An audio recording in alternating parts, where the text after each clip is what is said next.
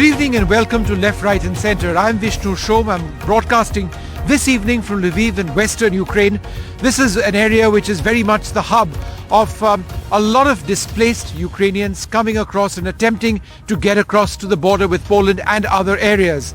The big story on the Ukraine front is yet another renewed threat by Russia, with Vladimir Putin stating that even the statehood of Ukraine itself is under question as far as he is concerned if Ukrainian authorities kept on with their opposition in the manner in which has been taking place. All of this while economic sanctions and other sanctions continue to impact Russia. Perhaps that impact isn't immediately visible, but given the extent of the sanctions and what private companies are also trying to do, it seems quite clear that the impact will be very pronounced. For example, Mastercard and Visa have said that they are shutting financial accounts and transactions and business in Russia itself. Now that's likely to have an immediate impact, but Russia has responded. Russia's Sberbank has gotten into a deal with a Chinese bank now, and perhaps will come out with an alternative credit card or financial transaction document. But at this juncture, these are the problems which continue to happen. There is another attempt today at trying to get people to safe havens through green corridors. That was a path which was opened up earlier today. Yesterday, that entire path did not work out because there was shelling by the Russians. Tomorrow, there's going to be yet another round of peace talks. Will there be any serious progress? That's a big question, because the international efforts at trying to get peace happening have been really intensifying, with the Israeli Prime Minister visiting Vladimir Putin yesterday and the Turkish Prime Minister also in talks with the Russians.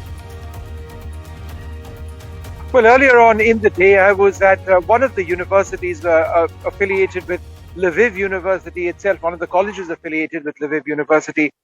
Now, these were classrooms which we visited, classrooms where there used to be lectures in economics. But these classrooms have in fact been converted to factories where camouflage nets are being produced.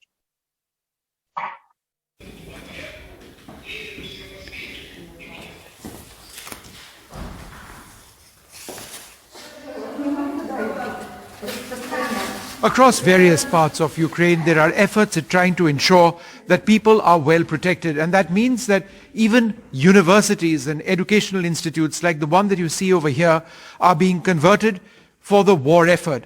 These women over here are actually making camouflage nets. And these are gigantic camouflage nets which are being made. A place where students were studying, including several students from India, in fact, is now being made into an area where camouflage nets are being made so that the war effort can continue. I've actually got two people here who are part of that process. Thanks very much for speaking to us. What is your name? Irena. And could you tell us what exactly you guys have been doing over here? Okay, we for the first 2 days we're trying to find the ready nets for our military. We already use all of football, volleyball nets, but then we understand that there is like less and less of them in our region, so we decided to make them by ourselves, find some YouTube tutorials how to do the net, and just open this point to do the nets by ourselves. So you actually read tutorials before you started? I was trained by more experienced people here. Right. Absolutely. And after making one net, you easily guess the logic of this. So, how big are the nets?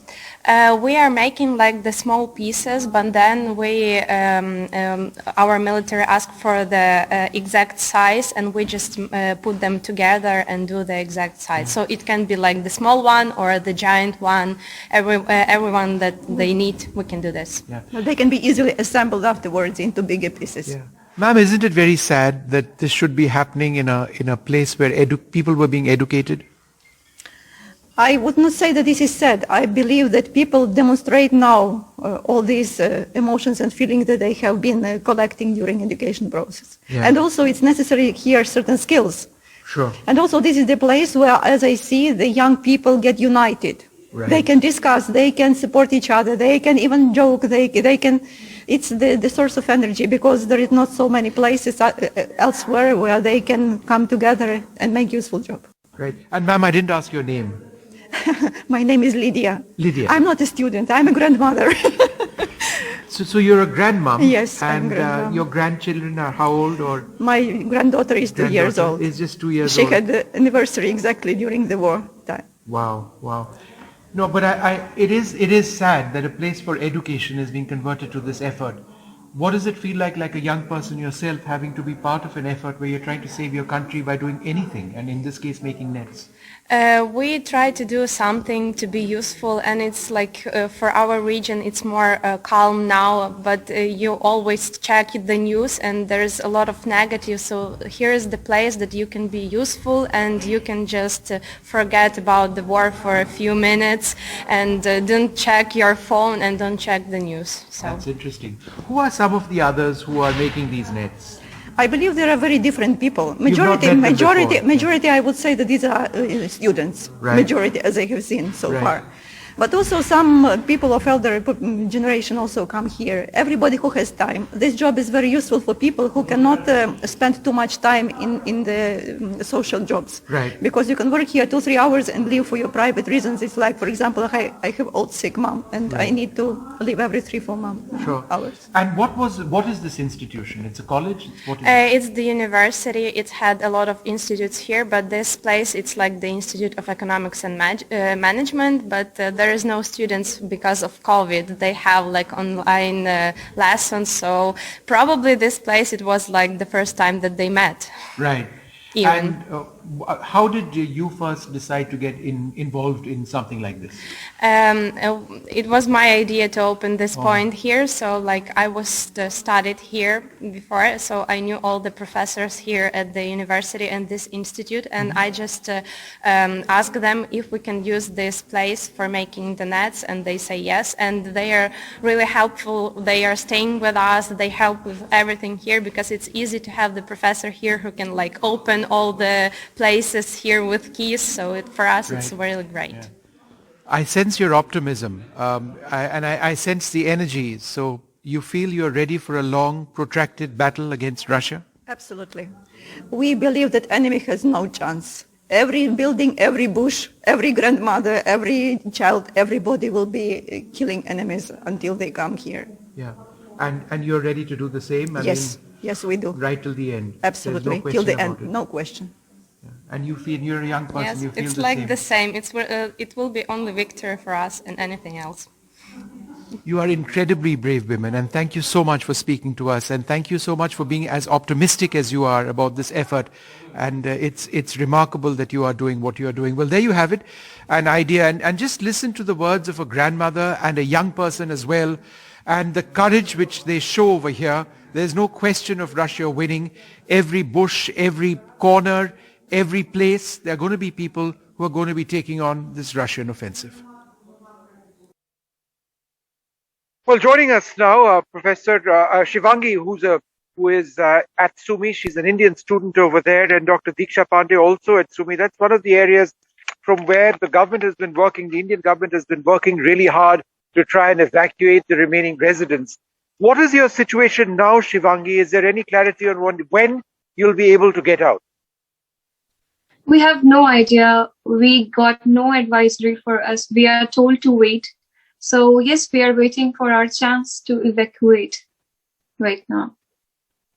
And Dr. Diksha Pandey, what is the last message which you were given from the External Affairs Ministry? Have you been told to stay put where you are? Yes, sir. We have been told to stay put where we are, and they are trying with Russia, but mostly now the chance is only towards the western border. As yesterday, the people from Bisochin were being advised and traveled to the west border, Romania. We'll be also to the same border, but give us 24 to 48 hours of time. This has been running since 10 days. Today is 11th day now. People are losing their minds and they are not able to listen. They are not able to cooperate. It was very hard for us. They almost walked the kilometer yesterday. It was very hard to manage. Shivangi, what are the biggest problems right now? Is water a problem? Is food a problem? We were told that some sort of relief efforts were coming your way. Yes, we are getting food problems, food crisis, water crisis, and we even face electricity problem.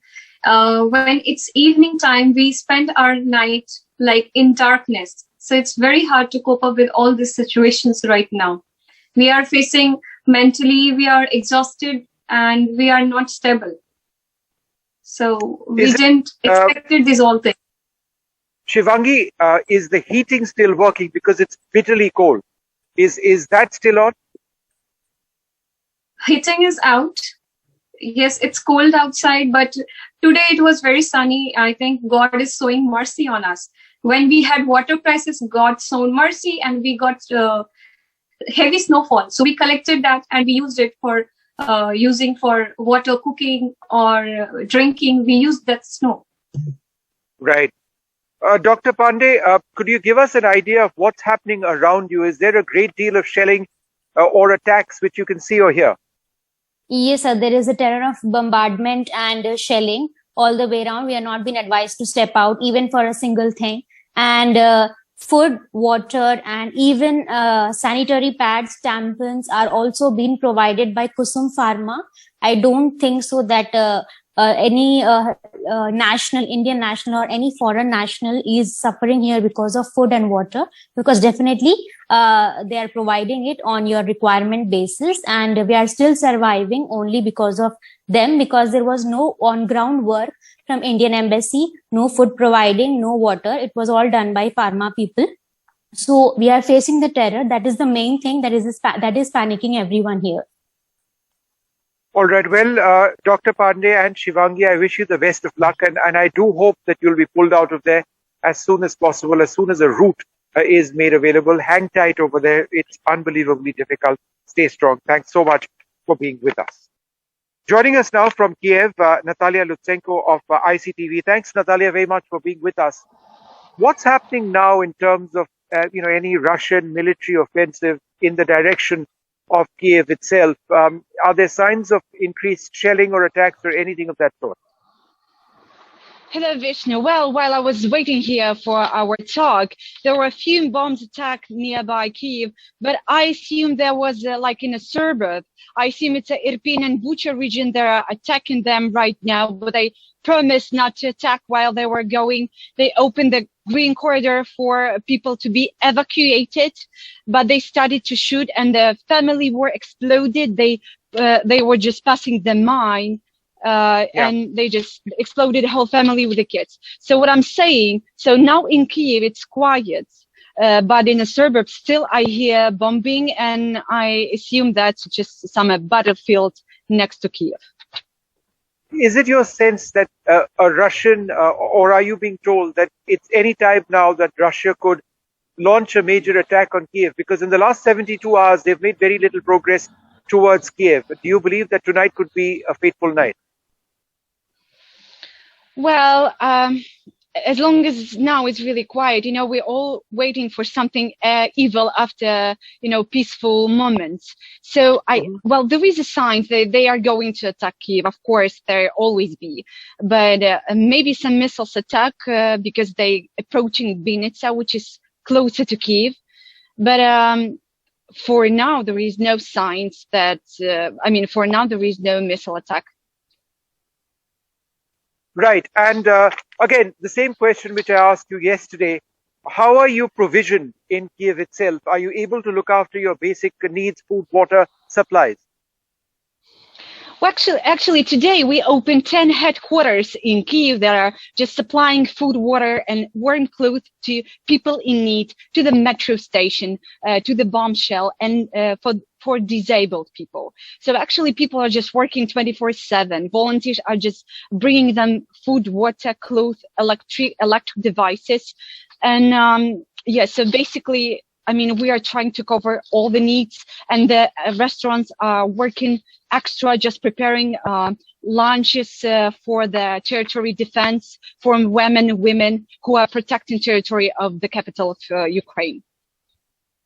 And is there still, large numbers of people who are getting out of Kyiv at this stage on the trains, a few trains which are operational? Because what we've heard is that certain train tracks have also been damaged late last night. Well, actually, we're trying to evacuate people from Kyiv every day. Today, we have been evacuated 3,000 of kids from Kyiv. Those are disabled kids, kids with no parents, just kids. So they were priority today. So, hopefully everybody's getting to Lviv, to the Western Ukraine or to Poland. All right. Well, Natalia, look after yourself. Stay safe, and thank you very much for being with us. We'll keep coming back to you. Thank you, Vishnu. Natalia, it's great that we've got you helping us out on this. Thanks very much indeed. Well, joining us now, Ruslan Botnik, Director of the Ukrainian Institute of Politics. I'm also joined by Glenn Carl. He's been a career CIA officer looking at this situation very closely as well. And Professor Anuradha Chinoy, thanks very much for being with us. Glenn Carl, what is your sense of the immediate situation right now? There has been fighting, but it's not a mass attack.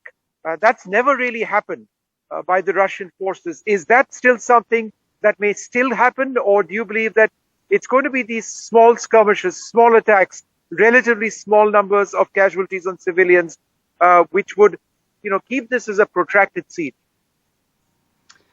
Well, thank you for having me. These are the big questions, and I don't think anyone other than perhaps the Ukrainian and Western intelligence services and the Russians themselves know the answers. It seems that the Russians sensibly would seek to avoid huge casualties by attacking a well-entrenched force against the city. That would be very costly.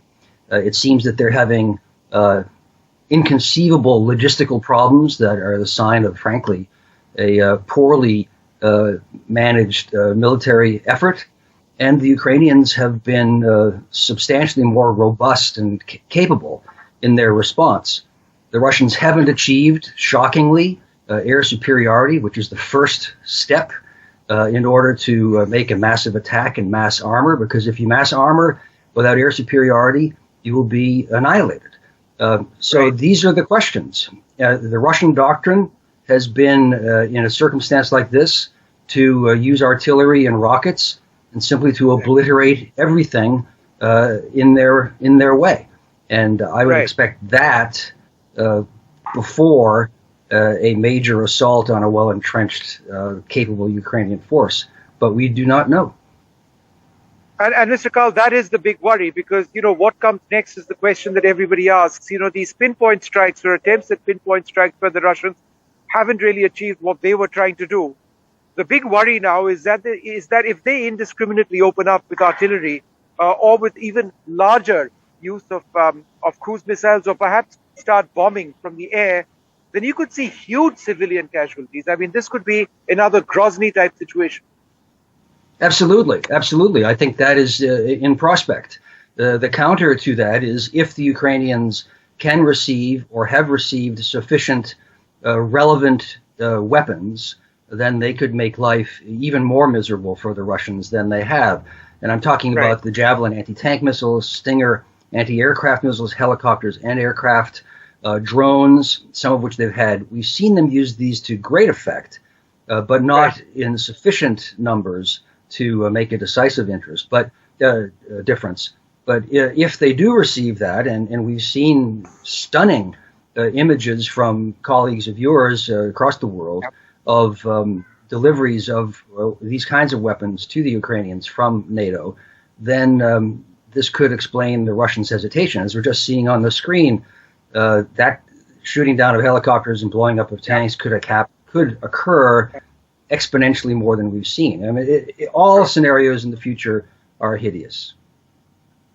Ruslan Botnik, there is the Turkish leader Erdogan, who's been attempting to speak to Vladimir Putin. He's spoken to President Zelensky as well. We've seen the Israeli Prime Minister also reach out to both sides. The latest information seems to suggest that Vladimir Putin is not interested in Israeli-mediated talks. But as far as the attempt is concerned, where do you see this heading? Because it's the latest effort by international leaders. And also we should remember the call of President of France, Macron, also today called. I see. And I think both sides are waiting for the new third wave round of negotiation, which will start tomorrow. And this is the reason why the clashes is decreasing. No new attempts of invasions, of moving troops we see now. And I think this third round of negotiation should be very reasonable and should lead us to some results at last. Why do you say that? Why do you say that, Mr. Botnik? That's a very enthusiastic. Are you just being optimistic, or do you really, or are you reading that there is a real chance at peace now in this third round of talks? I understand the question. Look at the words of Mr. Arhamia, who is head of negotiation delegation of Ukraine to the negotiation with Russia. Today, few minutes ago, he said that there are no problems with this negotiation except of recognizing Crimea and so-called LPR and DPR. So it means the sides are really close to the agreement on the identification of NATO status of Ukraine. I think both sides made a big step to found some kind of agreements or some kind of peaceful exit in this situation. All right, that's a very interesting and important development which we'll keep tracking very, very closely. Professor Anuradha Chinoy, if you look at besides the sanctions which Russia faces, Visa and Mastercard switching off services, Western media boycotting Russia completely, where does this leave Russia in this present situation? Because it's one thing for sanctions from countries, but if companies start boycotting Russia completely, where do you see Russia going? Would it not end up being almost an economic vassal to China? Well, not necessarily an economic vassal, but I do see Russia getting deeply weakened for many years as these sanctions are sustained and continue, and it will become like an international pariah. No one really likes aggressors, and in the long run, they do suffer. And I can see that Russia is not going to have an easy time. But I think Russian nationalism, as led by Putin, had decided that they had prepared for it since 2014. In fact, 2008. When NATO said that they would consider taking in Georgia and Ukraine. Since then, they have been preparing. But nobody can prepare for this kind of economic isolation. This is bravado. And I think they're going to have a very difficult time, the Russian people. And that is what my concern is. I'm not particularly concerned about Putin himself. Mr. Genkar, let me just ask you, what Ruslan Botnik was actually telling us a few minutes back was interesting, that he is optimistic based on what he's reading. He is the director of the Ukrainian Institute of Politics. So, he speaks with authority and deep analysis when he says that there is a real chance at peace. And he did suggest that, a potential trade-off could be a recognition of the Crimea as being Russian territory by the Ukraine, Luhansk and Donetsk and the Donbass region possibly being something which is, annexed possibly by Russia. If the Ukraine were to accept that, would you see that as being the exit ramp that Putin may be looking for? Well, I think the problem and the fear we all have is that there hasn't been any evidence that Putin has been looking for an off-ramp. He has been provided them, to use the term, from the beginning of the crisis, which he initiated by starting to mass his troops, or going back further by fomenting insurrection with his little green men in the eastern parts of Ukraine. Those have been there up until all sorts of possibilities have been dangled or presented, right up until the moment that the Russians crossed the border in mass. So that's the issue, is Putin, unfortunately, his character seems quite consistent. That is that he is stubborn, aggressive, coherent, and doubles down when challenged or when things go wrong. I'm hopeful that our colleague is correct, but I haven't seen evidence of that yet. I don't think anyone's seen evidence yet, but that is the avenue that one has to pursue, certainly. The alternative is, at best case, which is hideous, is continued fighting successfully by the Ukrainians, or worst case, that Russia's military triumphs, in which case they have an absolutely hostile 40 million people whom they will be unable to control. It's a nightmare for everybody if Putin doesn't see the light. Absolutely. No, I couldn't agree more. There doesn't appear to be any decisive Russian victory which is possible, even if there is a military victory, given the hostile nature of the public in this country. And I've been talking to so many people over here in Lviv. There doesn't seem to be any willingness to accept what Russia has to say. And therefore, then what does this become? Russia's next Afghanistan or its latest Afghanistan? Who knows? But hopefully peace will be the way out. It always is. I'd like to thank you all very much for joining us. There's a lot more we'll be covering on this story. For the moment, goodbye.